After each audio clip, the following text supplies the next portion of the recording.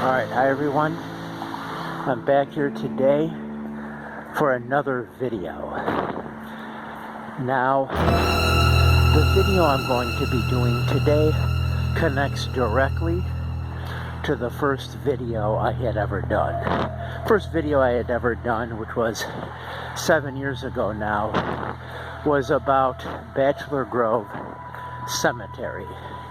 And that's where I am right now. As you can see, I'm walking down the road to get to the cemetery itself. Now, the first time I did a video on Bachelor's Grove, I didn't know how to work my digital camera at the time. I didn't know it could shoot video. I found that out shortly after I had gone to Bachelor Grove. But doing this video now, I've been wanting to do a video here for some time. I'm heading down this trail, as you can see.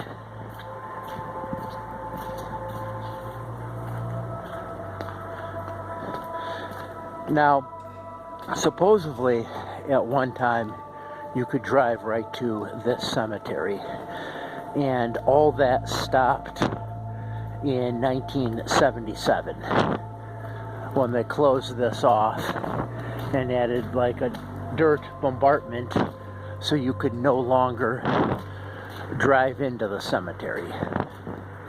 But yeah, at one time you could.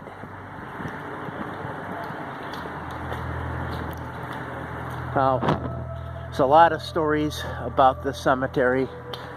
Some say it's the most haunted place in the United States. Others say it's the most haunted place in the world. A lot of people have experienced a lot of different things here, but it also has a very storied history.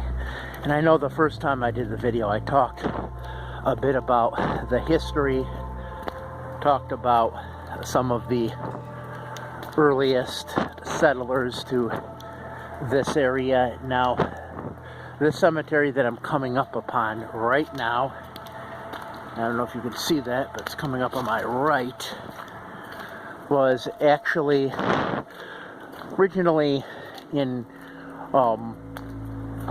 first used, from what I can understand, around 1836. That's when the first person was buried here. But initially, the people who came to this area were said to be 4 bachelors from the East Coast, around Vermont and New York, and they had settled in this area for a while, and then more people came later on. But in the 1830s, these people were said to be mostly of English, Irish, and Scottish descent. And then later on in the 1840s rather, German immigrants began coming in. Now here's the cemetery right here.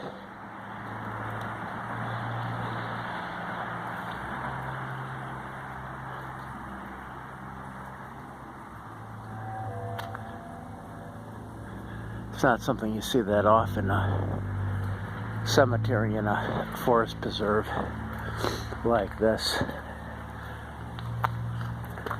Number of different graves.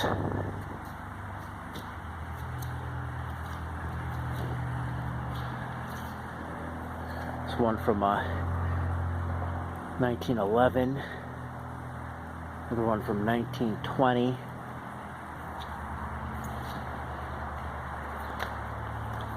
So one of the larger graves here. Now, one of the things you hear a lot about in regards to the cemetery is vandalism. And you can kind of see that there has been some vandalism involving these graves. And there is a picture, actually, that shows this, and I do have the photograph right here. As you can clearly see, this picture that I'm holding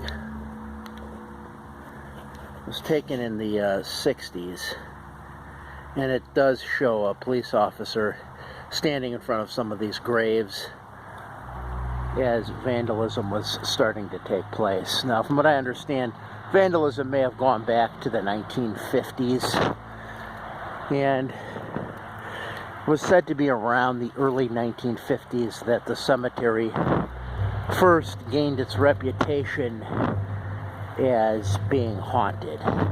Now, in the last video I did, I mentioned a bit about this, but this cemetery is said to be the origin of a couple urban legends, most notably the one involving the guy and girl in the car, and there's an escaped person either from a mental institution or a prison, and he has a hook for a hand. They hear like scratching in the car, they drive off, and then later they check their door and they see that there's a hook in the door. Now right here, this is a quarry pond that you can see. It is said to be a quarry pond.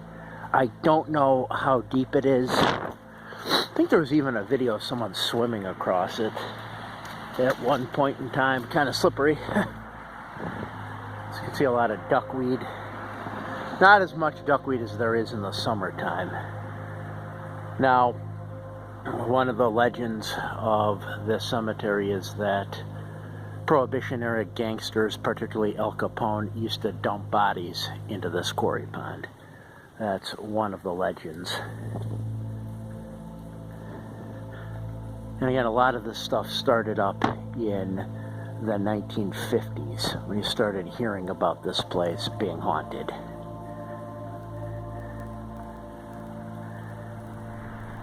Now, don't know exactly how deep this is. Could be as deep as 20 feet in some areas. Now, there is a video of some people fishing a headstone out of this quarry pond, one of the gravestones. Now, supposedly the gravestone that they fished out of here did not belong in this cemetery. It belonged somewhere else. So it's kind of strange that someone just threw a gravestone that didn't belong here into this quarry pond. Definitely kind of peaceful, and that's something I do need to mention. I know I mentioned that in my first video, but you do get a very kind of serene kind of feeling, and I could feel that right now that I'm here. I felt that last time. I didn't expect to feel that because people talk about coming here being very afraid. You'll see videos of people running around with flashlights in their face, kind of reminiscent of the Blair Witch Project in a lot of ways. But yeah, I don't get that kind of feeling of terror at all. You know, it's more of a peaceful, tranquil kind of feeling, like I said.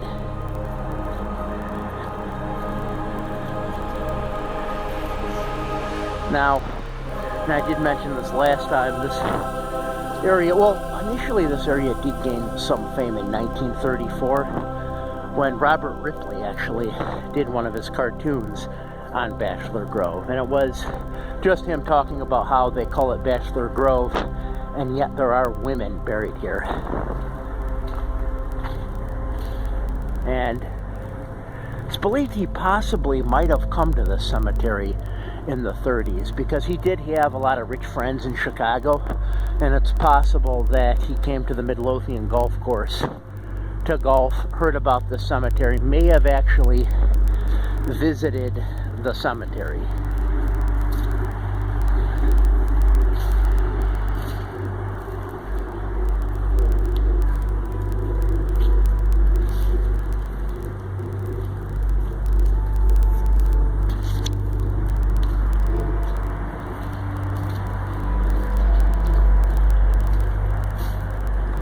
I should mention there are some maps of this cemetery, and the earliest known map is drawn up by an individual by the name of Eugene McClintock, who drew up one of the first maps. And from what I understand, there were a lot more graves here at one time.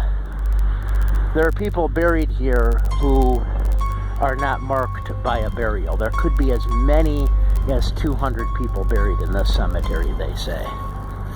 So like I said, there's some people buried in here that are not marked off. So there's some of the people that were interred in this cemetery were reinterred in other cemeteries nearby later on as time went on.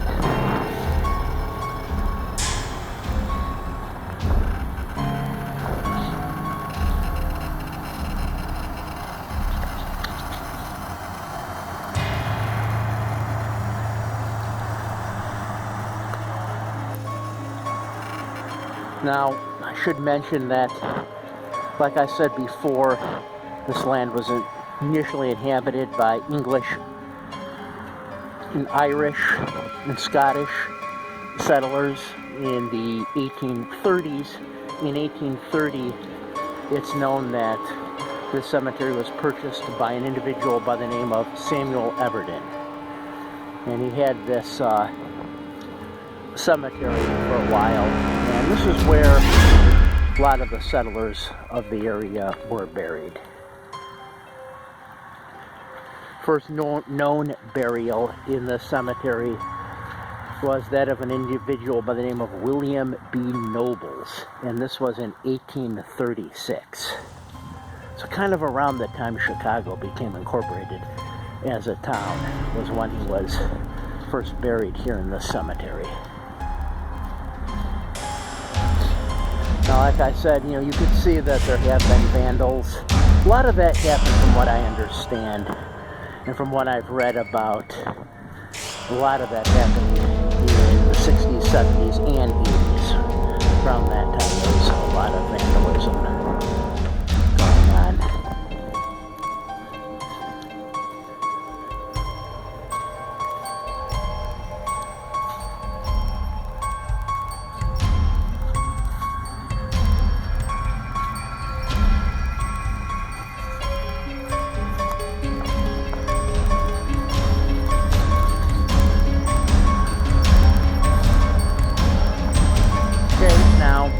This stone right here that you see sometimes called the checkered stone, and this stone is actually very famous.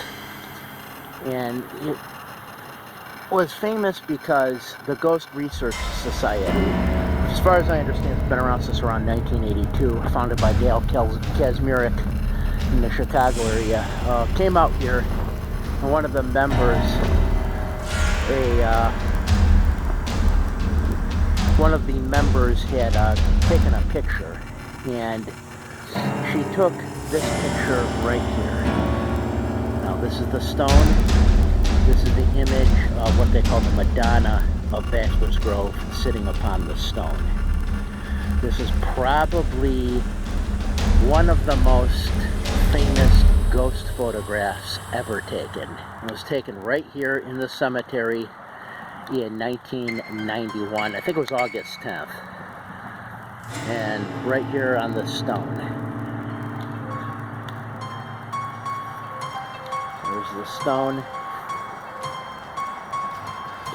Now, in 2012, the show Ghost Adventures actually came here, and the host of that show, Zach Baggins, actually sat on that stone.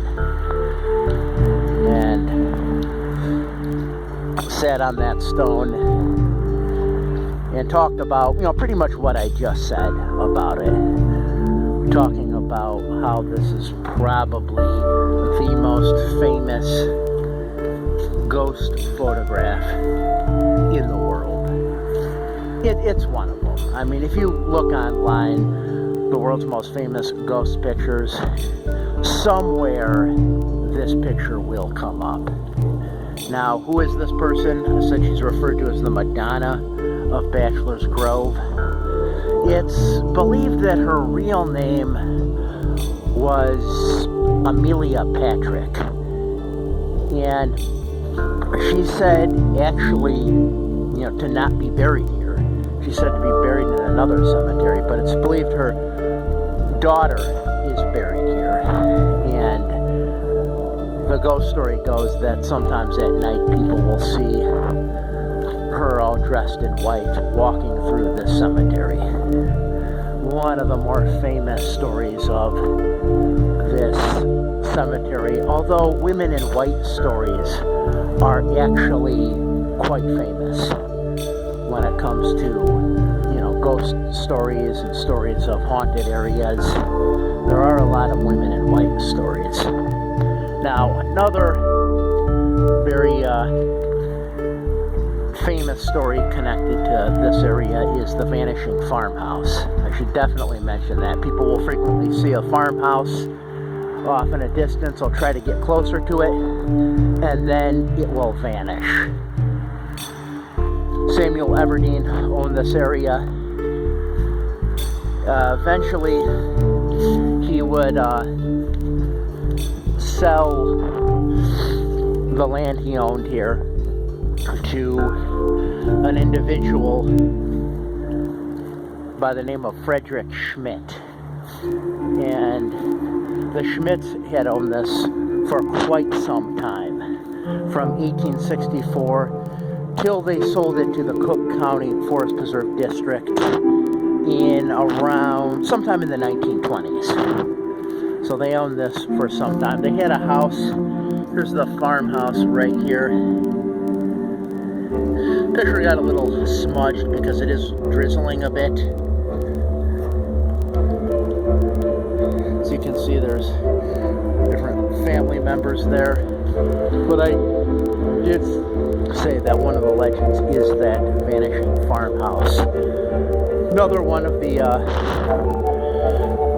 ghost stories that you hear about quite often associated with this cemetery are orbs. You'll hear of blue orbs or white orbs. There's a picture of one of the orbs right here that was taken in this photograph, as you can see. A white orb. People often talk about blue orbs. There was one story of a woman who actually touched one of the blue orbs, and she said that she didn't really feel anything. It felt like just touching a void. So it's kind of interesting. But yeah, the orb stories are very common when it comes to Bachelor's Grove.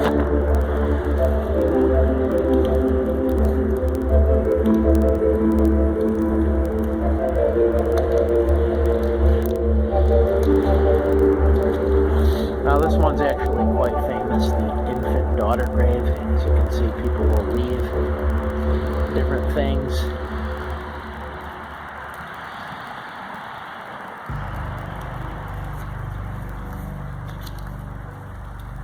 And my understanding is the infant daughter is actually said to be one of the Fultons who are buried here, Mercy May Fulton. I should actually mention, so I talked about the woman that is said to haunt this area, Amelia Patrick. She was actually married to a senator, an individual by the name of John Humphrey. I should mention that.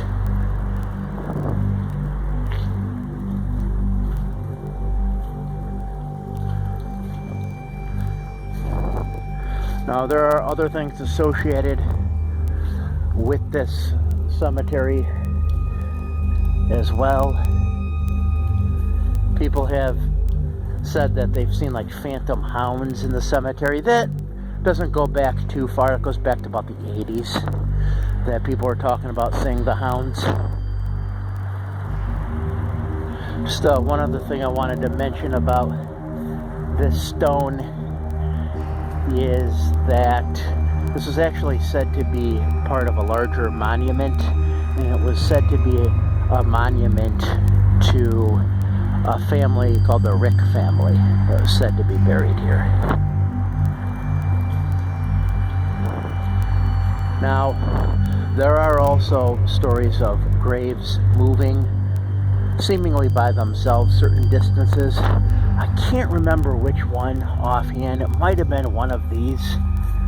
Were said to have been found certain distances away from where they were originally located.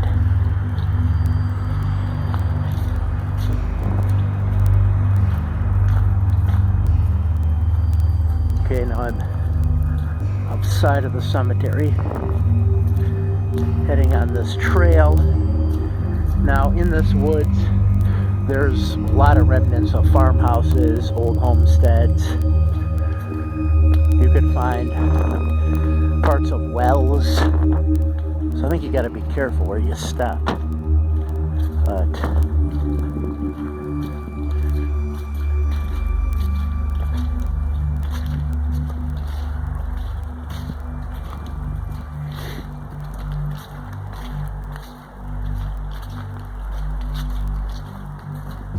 yeah, I first heard about this place from a book written by a local ghost researcher by the name of Ursula Bielski.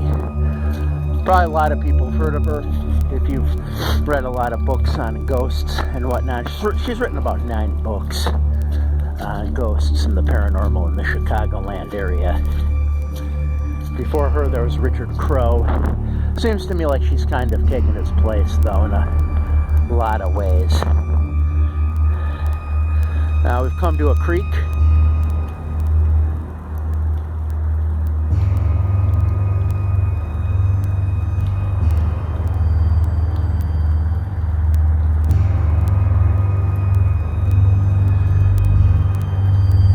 Creek is kind of famous. It's known as the Tinley Creek.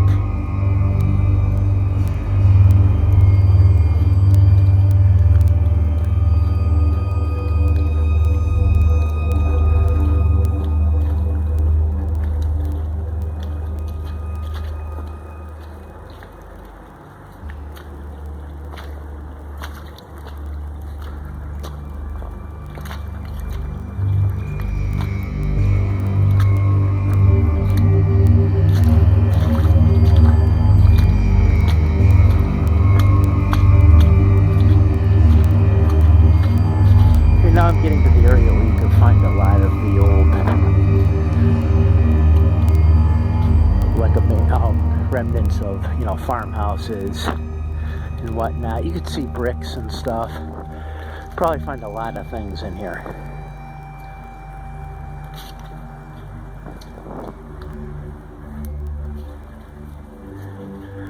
Now in the 60s and 70s, there was a lot of talk of a lot of ritual activity going on in here. People have claimed to see individuals wearing black robes.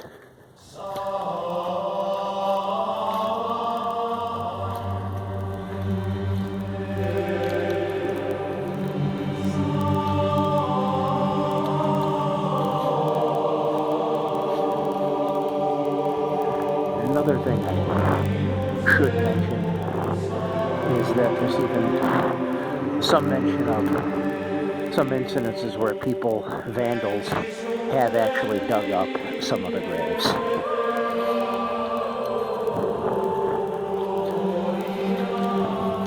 Now this area is enforced by the Cook County Forest Preserve police, and if you are in here after hours and they do catch you, you can't get arrested.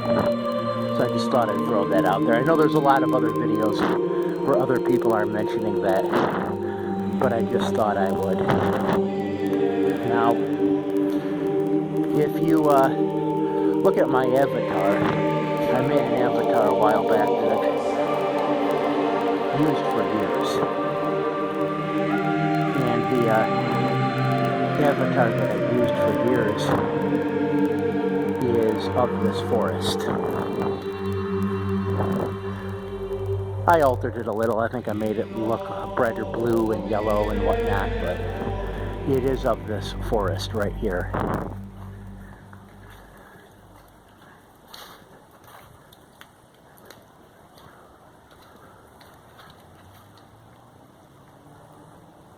Yeah, I did want to get this right here. This kind of looks like the remnants of some sort of a well or something. You can see a lot of bricks and stones.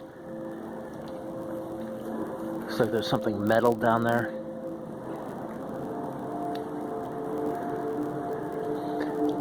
At one point, people used to metal detect in these woods, but they're not allowed to anymore. You will get fined if you do.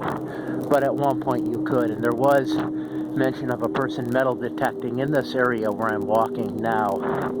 And out of nowhere, a woman wearing business attire and high heels walked past him. And I don't know, what that might have been, but he said that he looked for her and then couldn't find her.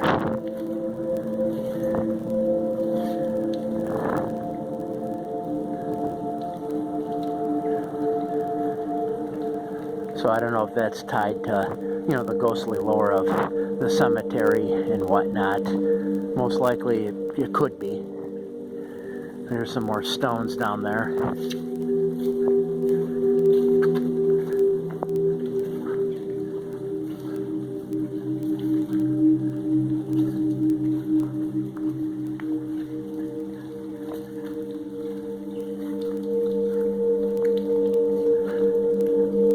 Now, there have been, over the years, some murders that have happened in this area, too. One of the more well-known ones, or not well-known, but one of them that I have heard about was one involving a woman by the name of Audrey Ellis. This happened around 1966. She was from Gary, Indiana, I believe it was, and she was on her way to Chicago for a job interview when she disappeared, and later her body was found somewhere in this area.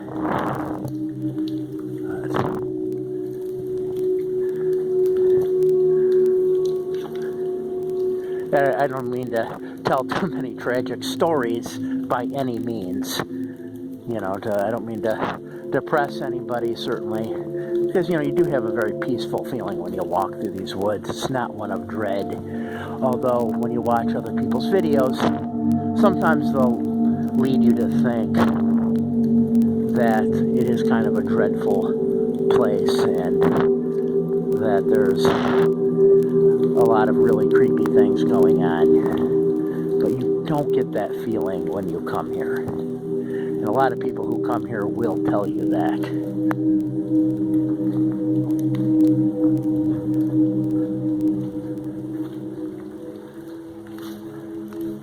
Oh, a deer.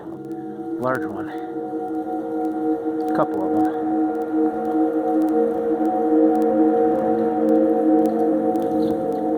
Didn't expect that. Kind of startled me a little bit. But more of them. Yeah, a lot of deer in these forest preserves.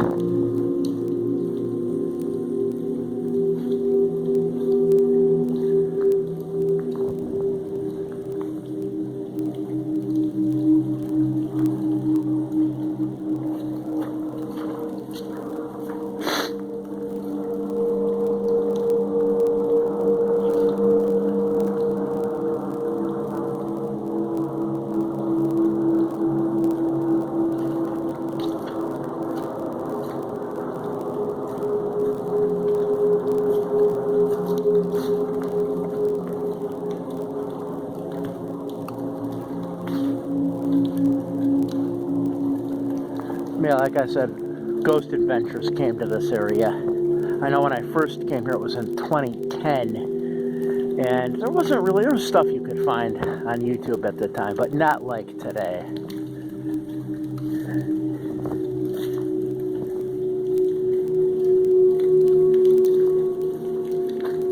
Ghost Adventures came here, I believe it was 2012.